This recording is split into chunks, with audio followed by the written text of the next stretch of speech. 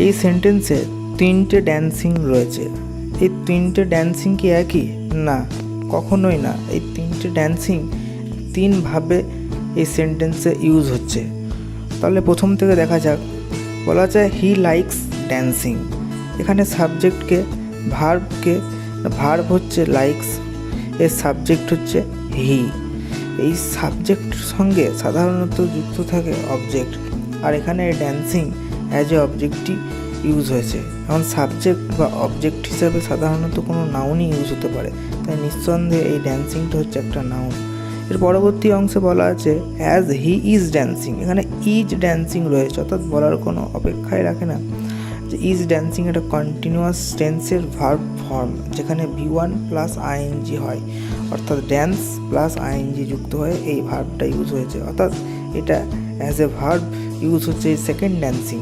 এরপর আছে third dancing, যেখানে বলা আছে like a dancing toy. Dancing toy, এটার দিকে লক্ষ্য করলে বোঝা যাবে যে টয় হচ্ছে একটা নাউন, যার অর্থ হচ্ছে খেলনা। এখন নাউনের সঙ্গে আর্টিকেল ছাড়া যে ধরনের ওয়ার্ড ইউজ হয় সেগুলো সাধারণত অ্যাডজেক্টিভ হওয়ার সম্ভাবনা বেশি, কারণ নাউনকে মডিফাই করে বা নাউন কী রকম সেই ধরনটাকে বোঝানোর জন্য সাধারণত অ্যাডজেক্টিভ ইউজ হয়।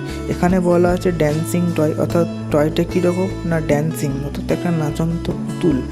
তাহলে ড্যান্সিং নিঃসন্দেহে একটা অ্যাডজেক্টিভ, অর্থাৎ এই ফার্স্ট ড্যান্সিং সেটা হচ্ছে নাউন হিসাবে কাজ করছে, এই ড্যান্সিং যেটা ভার্ব হিসেবে কাজ করছে, এবং তৃতীয় ড্যান্সিং যেটা অ্যাডজেক্টিভ হিসেবে কাজ করছে।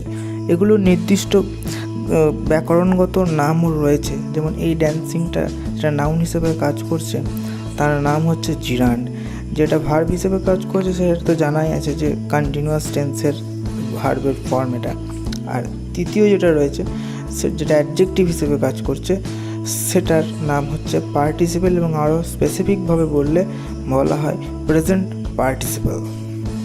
আরও ডিটেলসে জানতে, বুঝতে, শিখতে ডিটেলসে ক্লাস করতে হবে সাকসেস গুরুকুল ইউটিউব চ্যানেলে, আর এজন্য সাবস্ক্রাইব করতে হবে success Gurukul YouTube channel, follow করতে হবে ফেসবুক পেজ, এছাড়াও টেলিগ্রাম ও হোয়াটসঅ্যাপ গ্রুপে জয়েন করার লিঙ্ক ডেসক্রিপশানে রয়েছে।